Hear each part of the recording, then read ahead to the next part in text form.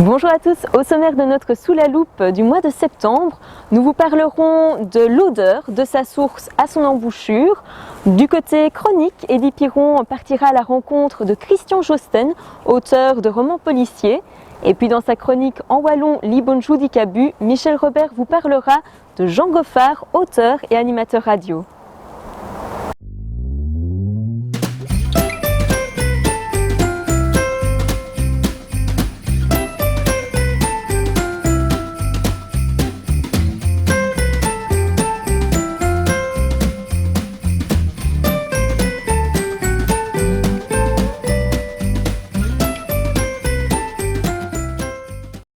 Les vacances terminées et la rentrée bien entamée, Sous la loupe vous revient avec le sujet du mois et les chroniques habituelles. Pour commencer, Eddy Piron part à la rencontre de Philippe Michaud, responsable de l'ASBL Le Chemin d'un village. Leur projet phare, un parcours didactique de la source de l'odeur à son embouchure. Voilà, bienvenue ici à Marchienne-au-Pont. Ce que vous voyez là, c'est la Sambre et nous allons en profiter pour parler du chemin de l'odeur. Il s'agit d'un projet qui existe depuis plusieurs décennies. Ce projet consiste finalement à essayer de créer un chemin touristique entre d'une part les lacs de l'odeur qui sont là en amont et puis en aval, Marchienne. Donc l'idée c'est de créer une sorte de chemin et un des concepteurs de ce projet c'est Philippe Michaud qui est le président de l'ASBL Le Chemin d'un village. Bonjour Philippe. Bonjour Eddy. Alors l'ASBL Le Chemin d'un village c'est un projet qui existe quand même depuis quelques décennies. Oui, bien sûr. C'est un projet humain. Oui, nous rappeler un peu le principe très brièvement. Le principe c'est depuis longtemps très sensible à la nature, la position de l'homme dans son environnement. Et donc, très rapidement, vers les années 90, je me suis aperçu que si on veut parler de l'homme et de son environnement, peut-être de faire référence à la rivière, c'est peut-être une piste intéressante.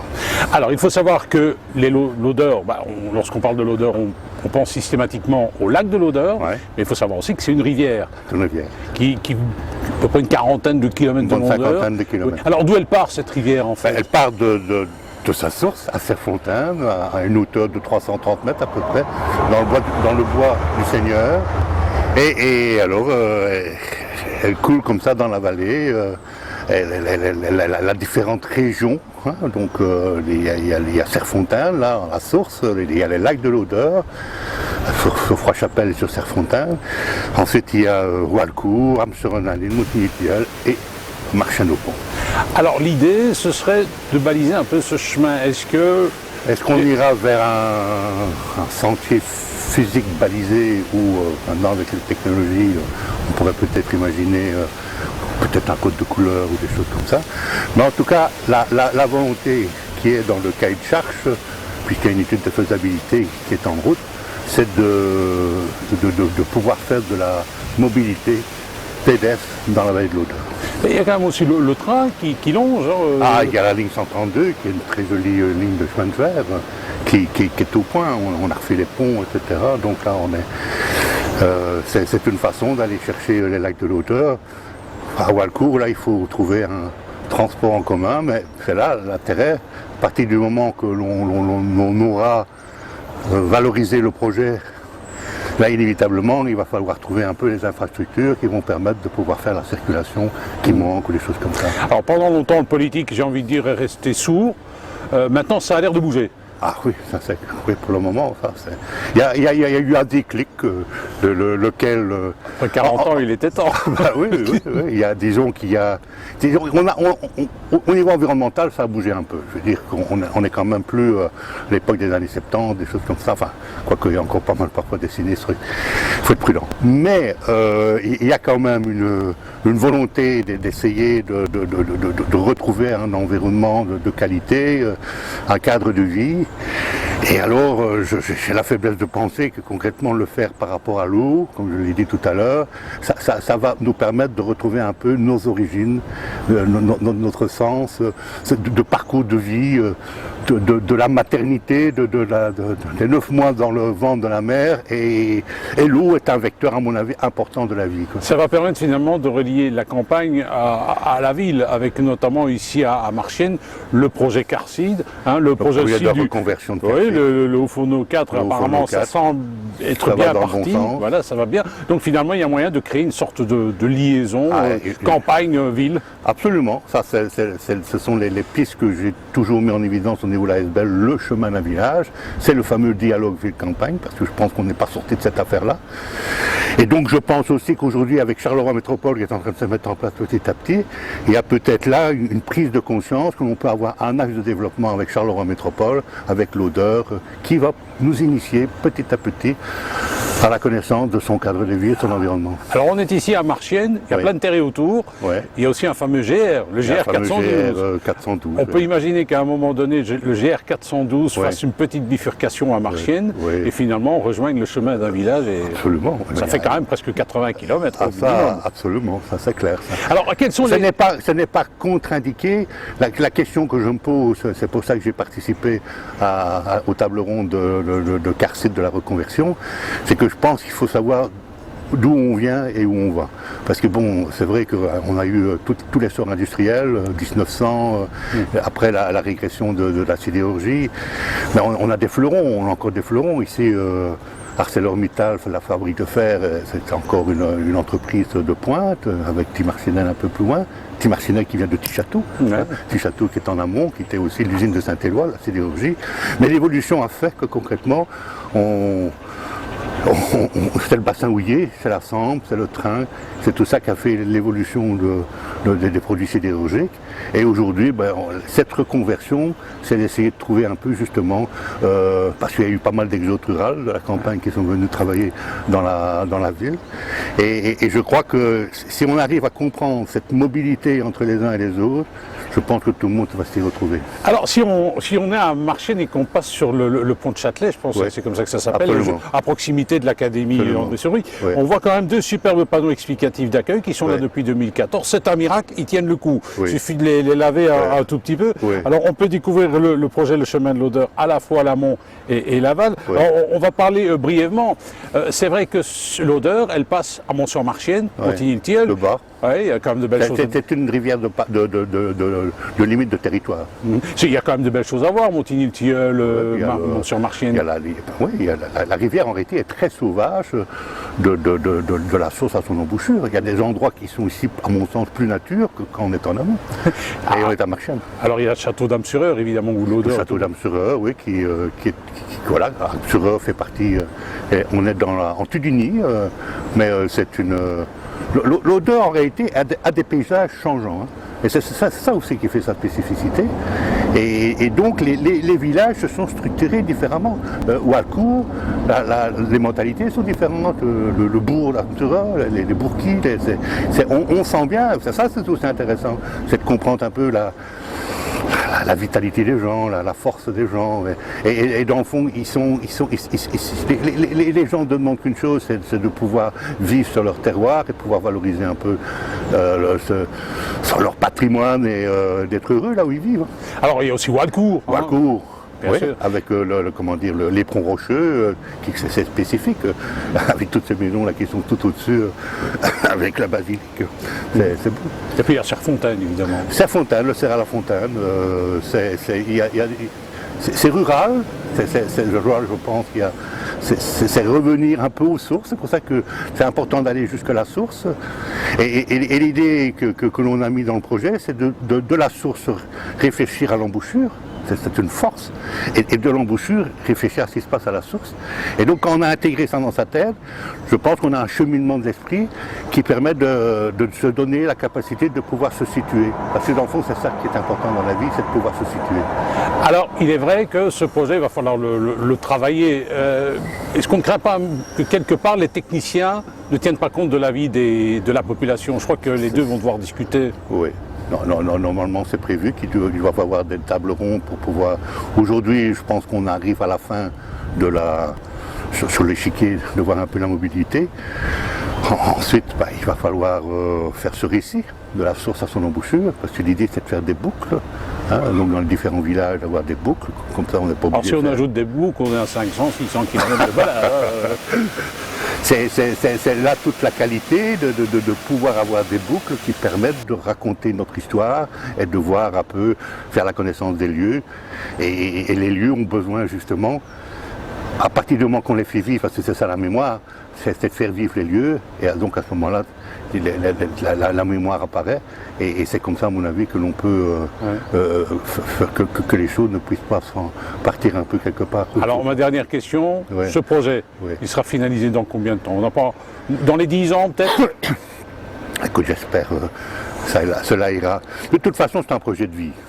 Donc il n'y a pas de précipitation à mon avis. On ne sera plus là. Je voudrais quand même bien que concrètement il y ait des choses un peu concrètes qui se fassent. Mais non, je pense que concrètement, une fois qu'on a la trame, c'est à ce moment-là, on entre dans un processus. Et c'est dans ce processus-là de coopération qu'il faut rentrer pour faire du chemin de l'odeur le projet de tout le monde. Ce n'est pas que le nôtre, c'est certainement pas, parce que si c'est le nôtre, alors là on a perdu le challenge. Autant faire autre chose alors. Autant faire autre chose. Donc c'est le projet de tout le monde, et que les gens s'investissent par rapport à ça, et à ce moment-là ils vont faire vivre le chemin de l'odeur, et c'est tout son sens, c'est tout ce que je lui souhaite. En tout cas, on peut prendre contact avec toi, Philippe, on met l'adresse internet, l'adresse du site. Là, en tout cas, félicitations, après 40 ans, ça va, on y arrive. Merci beaucoup, Idée. Oui, je suis content. Maintenant, bon, ce sont les échanges entre les uns et les autres, c'est ça ça a toujours été mon esprit, et j'espère aller comme ça jusqu'à, je ne vais pas dire la fin, mais enfin le plus loin possible. Merci.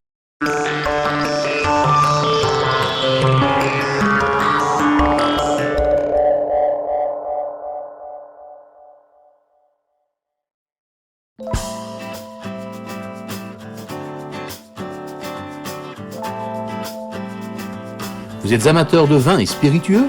Rendez-vous sur vinopiero.com. Vino Piero de Verval, c'est la dégustation et vente à domicile ou via Internet de vins, champagne, spiritueux pour les particuliers, l'ORECA et les collectivités. Retrouvez infos et promos régulières sur vinopiero.com, vinopiero.com. Notre savoir-faire se déguste avec sagesse.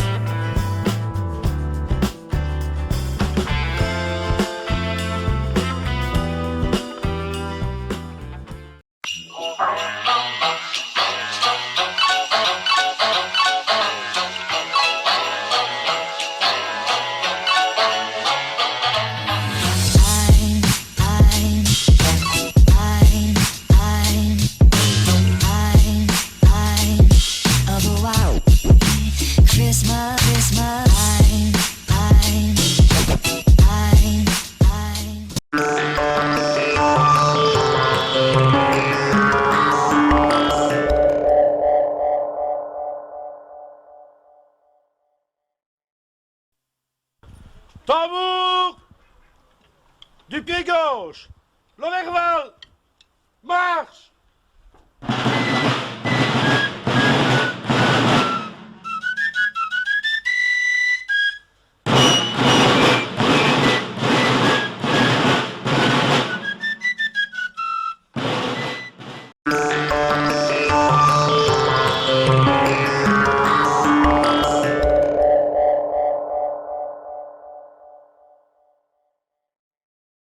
Au coin littérature ce mois-ci, Eddy Piron part à la rencontre de Christian Josten à l'occasion de la sortie de son dernier livre, Le Jugement de Dieu.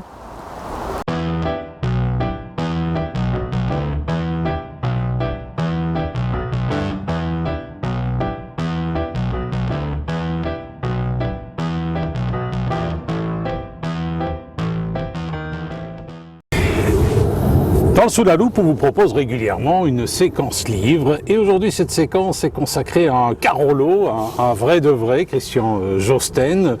Et Christian a été longtemps archiviste d'une institution qu'on appelle le Bois du Casier. Il est encore archiviste. Et puis bon, Christian écrit des livres pour d'autres. Et puis il se fait plaisir. Et il a commencé une carrière. Donc il fallait parler de carrière. Il a commencé à assouvir sa passion de romancier. Et ça a donné un premier roman qui s'appelle Le Roi de la Forêt. Ouais. Hein, on va en parler un petit peu. Et puis on va parler d'un roman qui sort. Le deuxième roman, oui. Hein, on va en parler, ça c'est Le Jugement de Dieu. Alors Christian, Le Roi de la Forêt, paru aux éditions Valéry, c'était il y a un an. D'où est venue cette passion pour l'écriture, le roman? J'ai toujours écrit parce que ça soit au Bois du Casier ou maintenant dans mon rôle aux archives de la ville de Charleroi, il y a toujours eu un but de transmettre la connaissance et donc d'écrire, que ce soit sur le Bois du Casier, sur des archives, sur des événements historiques à Charleroi. Donc l'écriture était toujours là. Maintenant c'était de l'écriture sérieuse, on va dire, et sur le côté j'écrivais, on va dire, des histoires, mais j'avais jamais cherché à les publier. Et gros lecteur de romans policiers, je me suis dit un jour je vais tenter le truc et ça a été le tout début de ce qui est devenu Le Roi de la Forêt et d'aventures qui continuent encore maintenant. Alors cela dit, c'est un livre qui est paru aux éditions Valéry dans la collection Noir Corbeau. Ouais. Particularité, c'est un livre qui se déroule chez nous de manière générale. Alors en fait c'est l'idée d'Olivier Weyrich. C'est d'avoir en fait dans la collection Noir Corbeau des romans policiers écrits par des auteurs belges ou en tout cas se déroulant en Belgique. Et je veux dire, c'est un peu la base parce qu'on regarde toujours des romans qui se passent en Islande, en Norvège, en France, partout ailleurs. Mais en fait la Belgique a un très bon terreau, je veux dire, d'aventure policière. Il y en a déjà dans la collection qui se déroule à Binche, à Waterloo, à Charleroi. Ici, celui-ci, Le Roi de la Forêt, c'est à Avresse. Et donc, ça permet aux auteurs, à différents auteurs de la collection, d'explorer des lieux qu'on connaît, mais qu'on va pouvoir regarder autrement. En fait. Alors, par exemple, il y a un personnage récurrent, je crois, dans les livres. Alors, ce personnage dans Le Roi de la Forêt. Alors, c'est Guillaume Lavallée. Guillaume Lavallée, c'est un flic d'une 50aine d'années et qui a fait dans sa vie certains mauvais choix, mais qui les assume pleinement. C'est quelqu'un qui est très acariâtre, qui est très négatif. Il peut être très gentil comme il peut être très méchant et très brut. Et j'ai pris ce personnage-là en fait parce que le roman est écrit au jeu et c'est très intéressant. Enfin, ça me permettait de pouvoir jouer sur le sentiment de la personne quand il y avait par exemple une rencontre. Donc on pourrait avoir un dialogue comme ça, mais avoir les sentiments de la personne.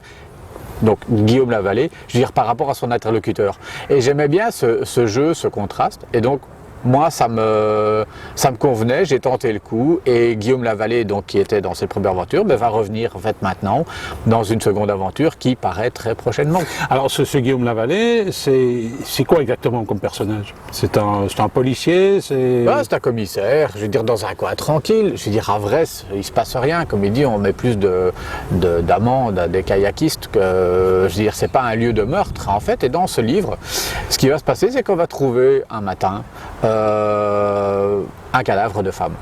Il s'avère en fait très rapidement que c'est l'épouse de Guillaume Lavallée, épouse qui avait quitté le domicile conjugal une dizaine de jours avant et dont il n'avait absolument rien dit. Ce qui fait que son équipe va se retrouver tout à la fois à enquêter sur le meurtre de l'épouse et évidemment lui va être incriminé, va être suspecté du meurtre.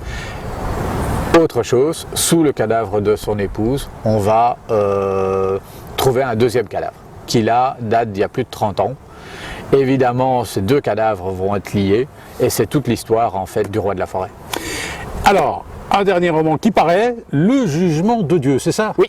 Tout à fait. C'est pas le jugement dernier, c'est le jugement de Dieu. C'est le jugement de Dieu. Et là, il paraît que ça se passe à Charleroi. Alors, l'action principale se passera sur Charleroi. Il y a aussi une petite incursion, je veux dire, à Bruxelles. Et une partie qui se passe à Sarajevo. Alors évidemment, tu vas me dire que pour l'idée d'une collection belge, je vais dire Sarajevo, ça étend un peu loin la Belgique, mais en fait, Olivier Weyrich était entièrement d'accord parce que l'action principale doit se dérouler en Belgique. Et donc c'est une partie qui se déroule loin, mais sinon, je veux dire, tout se passe, on va dire, dans notre région, ici à Marchienne-au-Pont, en partie, à Jumet, à Marcinelle. Et le jugement de Dieu, en fait, c'est 2 ans après le roi de la forêt. Guillaume Lavallée a déménagé dans Charleroi. Je n'explique pas pourquoi, parce que s'il faut avoir lu le roi de la forêt, on comprend à la fin pourquoi il quitte, on va dire, plus ou moins Bresse. Et ici, il va être emmené dans une enquête parce qu'un de ses amis est décédé et la police de Charleroi aimerait avoir son avis justement sur cette personne-là. Et il va se retrouver mêlé à cette histoire de l'extérieur. C'est aussi un petit peu un challenge d'écrire le deuxième roman en étant de l'extérieur d'une enquête. Et puis, voilà, il faudra lire. Il sort dans une dizaine de jours, mais sinon, Guillaume Lavallée revient. Alors, on dit que quelqu'un m'a dit, notamment toi, que ça se passait dans le monde artistique. Oui, alors en fait, l'ami de Guillaume Lavallée, c'est un peintre. Et le lien qu'il va y avoir avec Guillaume Lavallée, c'est que donc l'endroit où habite ce peintre, il y a un meurtre et il y a un grand tableau qui est en fait dédicacé par l'artiste à Guillaume Lavallée. Et c'est comme ça en fait, le policier de Charleroi qui enquête s'est renseigné sur ce Guillaume Lavallée, s'est rendu compte que c'était un flic et donc le traîne avec lui. Et justement, il y a tout ce lien affectif avec la personne, avec ce tableau et éventuellement tous les secrets que ça recouvre. C'est pas aux éditions Weyrich. Justement, parlons un petit peu d'édition. C'est vrai qu'en Belgique, il y a quand même pas mal de maisons d'édition, en plus des éditeurs à compte d'éditeurs. Il y en a quand même pas mal, notamment aussi dans la région de Charleroi. Ouais, tout à fait. De manière générale, comment elle se porte la littérature belge francophone, ton avis? Est-ce que c'est bien distribué ou pas? Est-ce que tu es content de ton éditeur? Ah, moi je suis extrêmement content. En fait, Olivier Weyrich est vraiment quelqu'un qui soutient ses auteurs. Et je fais pas une basse promo, mais c'est vrai. En fait, il y a un niveau de qualité en fait qu'il demande au départ. C'est pour ça que je suis très content d'avoir été pris dans sa maison d'édition. Et il y a un réel suivi. Très clairement, il y a une demande au niveau des polars, il y a une demande au niveau, je veux dire, de la littérature, parce qu'en Belgique, on a de très bons auteurs. Le problème, c'est qu'on regarde toujours, c'est le complexe d'infériorité. On regarde toujours en France, on regarde aux États-Unis, mais on ne pense pas forcément à regarder ce qui est à côté. Or, on a de très grands auteurs. Ou en tout cas, des auteurs qui ont vraiment un talent, qui sont méconnus, mais qui ont vraiment un talent. Donc, aussi bien chez Weyrich, il y a les éditions du Basson, sur Marcinelle. Je veux dire, il y a des tas d'autres maisons d'édition et il y a des auteurs belges qui se font éditer en France aussi. Mais je veux dire, la littérature, pour moi, en tout cas, j'ai l'impression, se porte très bien. Christian, merci. On rappelle le titre, Le Jugement de Dieu, paru aux éditions Weyrich dans la section Noir Corbeau. Merci.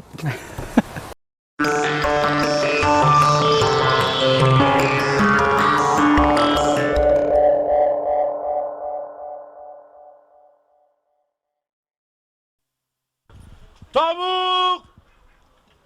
Du pied gauche! L'Overval! Marche!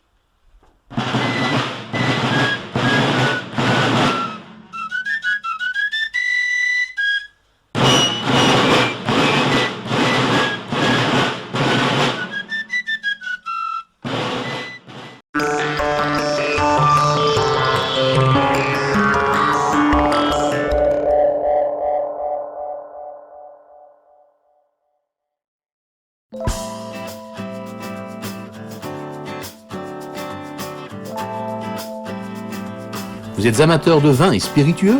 Rendez-vous sur vinopiero.com. Vino Piero Loverval, c'est la dégustation et vente à domicile ou via Internet de vins, champagne, spiritueux pour les particuliers, l'ORECA et les collectivités.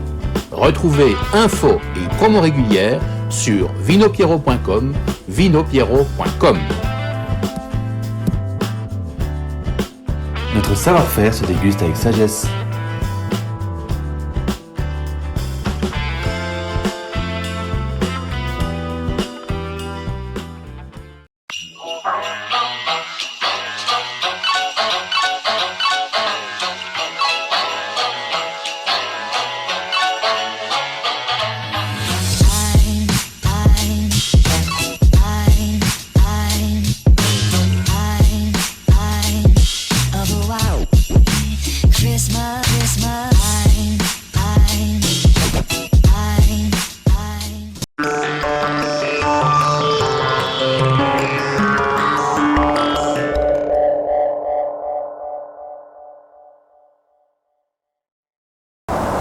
Dans sa chronique En Wallon, Libonjou d'Icabu, Michel Robert tire le portrait de Jean Goffard, auteur et animateur radio.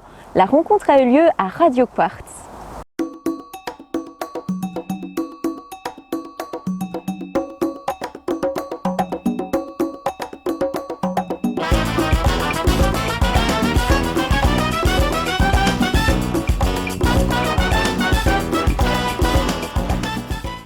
Bonjour médian, eh bien FC et le bonjour d'Acabeu. 2 mois Saint-Wallon, juillet, le mois d'Aos. Eh bien, on va reprendre nos bonnes habitudes. Et aujourd'hui, Jim va vous faire découvrir un auteur wallon, Jean Goffard. Jean Goffard est inscrit jeu, il va nous présenter ses nouveaux livres. Mais Jean Goffard a vraiment consacré Esvikéry au wallon. Allez, on va le découvrir à Radio Quartz. Et jusqu'il anime une émission en wallon tous les dimanches, de 8h à 10h le matin. Allez hop, on est bonjour à tous et bonjour à tous, amis shooters et shooters de Radio Quartz.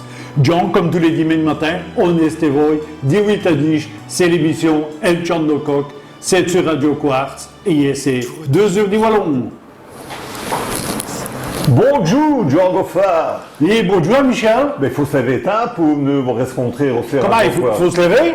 Il faut se lever tard. Ah, tard. Bon, nous fait à 8 heures, ça va, c'est une belle heure. Bon. Mais j'aime la fâchigure, donc ça va. 6 heures. Au revoir. Bon, pas quand même, c'est grave, donc. Elle vous fait mes contentes. Oh, yeah. Des mauvais pétroliers. Oh, yeah, comme ça, je me vois, et je sais pas. Oh, yeah. Un dimanche matin. Bien sûr. Bon, Jean, on vous aurait fait un portrait de vous. C'est bien, cela. C'est formidable.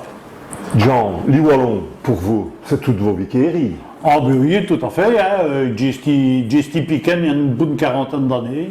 Quarantaine d'années. Et ça commence comment?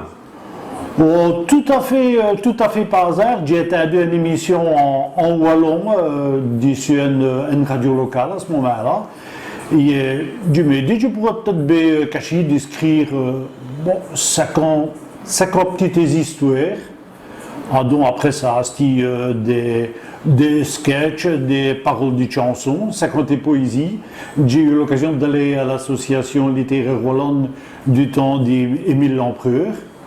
Et voilà comment ça a commencé. Et 40 ans après, ça continue là-dedans. Oh ben oui, hein. DJ, parce que c'est bien d'animer une émission en wallon, mais oui. il faut de la matière. J'ai commencé en 82, donc ça fait 39 ans en fin d'année que j'ai fait des émissions en wallon. Et pour vous dire, j'ai un peu de 7000 bouquets en wallon de toute région, parce que grâce à le grand toile internet, on nous shoot aussi bien à Leach qu'à Charleroi, à Mons, dans toutes les régions de Wallonie, et même plus long, puisqu'on nous shoot à l'étranger et tout. Hein. 7000? Oui. Ça, c'est sacré. Hein. Est-ce que vous avez un retour de vos auditeurs? Oh ben oui, hein, via Facebook, c'est sûr, on met des petits mots. Avec les réseaux sociaux, je veux dire que ça booste. C'est une bonne affaire. C'est une bonne affaire. C'est d'ailleurs pour ça que j'ai voulu mettre sur Facebook, parce que je ne voulais pas au départ. Et donc je me suis dit, ben, pour le wallon, pour faire une page riche en wallon, je vais mettre sur Facebook. Mais Jean, vous écrivez et tout pour des chanteurs. Vous êtes un auteur de chansons. C'est vrai qu'il y a toute une flopée de chanteurs qui ont eu l'occasion de chanter au moyen de mes chansons. Oui, et est-ce que vous avez des CD à vous qui vous avez enregistré? Vous en avez combien? Mais un CD, disons, je vais dire officiel, il y a rien, à vous 22 bouquets mettus en musique. Mais donc, il y a plein de CD, soit des chanteurs, ou bientôt des sketchs qu'on est venu enregistrer aussi à 4 ou à 5. J'avais même demandé à un certain Michel Robert, mais il n'a venu le temps. Ah donc, il m'a conseillé Pierre Hirnaud, et je crois que j'ai né Pierre Ducamp, parce que c'est vrai que Pierre a bien fait le boulot. Oui, Pierre, c'est ça. En prenant une chanson que vous avez écrite, vous savez bien, nous on veut des Laverveau Gerpen. Et il y a une chanson qui me tient vraiment à cœur, c'est le Moulin de Gerpen. Est-ce que vous pouvez m'expliquer comment est-ce qu'on écrit une chanson sur un bâtiment, voilà. Bon, comment est-ce qu'on fait? D'abord, j'ai eu l'occasion, Sakanko, d'aller le visiter. Ça m'avait accroché. J'ai demandé un bon moment à Djerpen. Donc, je me suis dit, pourquoi ne pas cacher à écrire une chanson d'ici le moulet de Djerpen? Et qui est-ce qui a chanté cette belle chanson-là? C'est Jean-Pierre.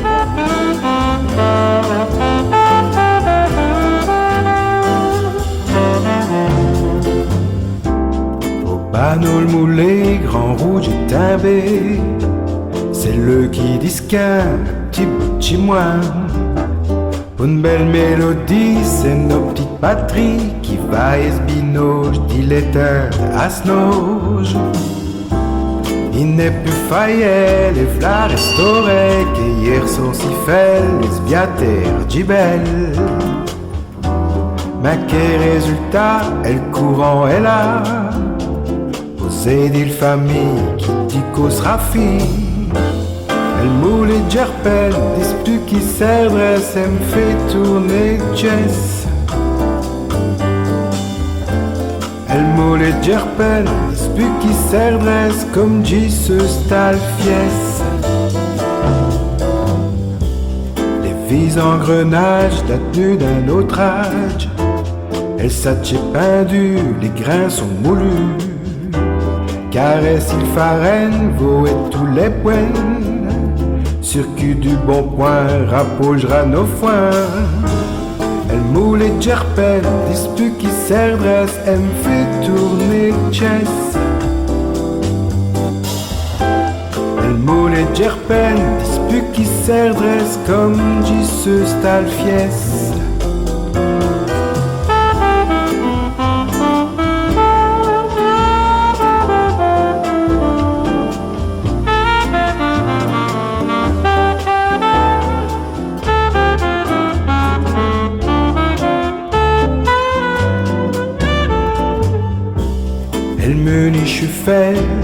Y'a le qui muselle, musique d'Iglovo, spitay pour petit trop.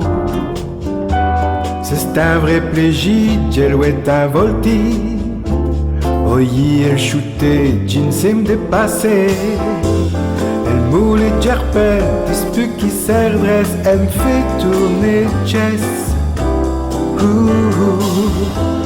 Elle moule et Djerpen, dispute qui s'adresse, comme dit ce style fies. Elle moule et Djerpen, elle me fait tourner chess, comme dit ce style fies. Dispute qui s'adresse, dispute qui s'adresse.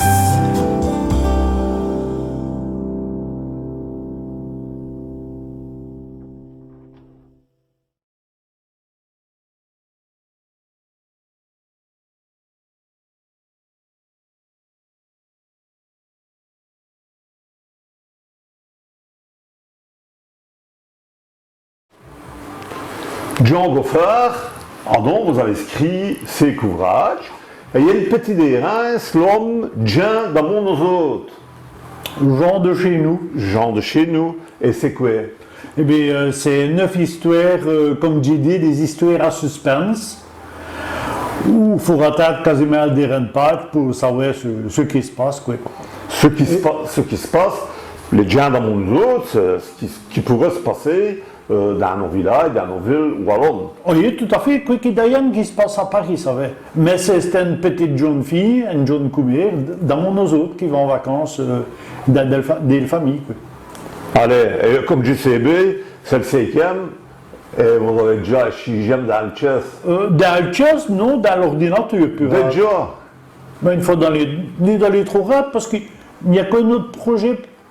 Qu'est-ce qu'on hanche moi, mais faut venir dans les trop rares, Michel. Non, et on dira rien, on va où est-il garder les suspens comme vos gens dans mon oiseau. Oui, d'ailleurs, j'ai déduisé à vous Edmond via Internet. Si le marché de Noé se fait à Djerpen, à mon avis, il y aura peut-être bien sorti pour ce moment-là. Et on pourra acheter vos livres. Jean, c'est un vrai plaisir d'y venir aussi, ce qui vous bouter. à Bérat. D'accord, Michel. Eh bien, grand merci à vous autres. Au plaisir. Voilà, c'est terminé pour aujourd'hui.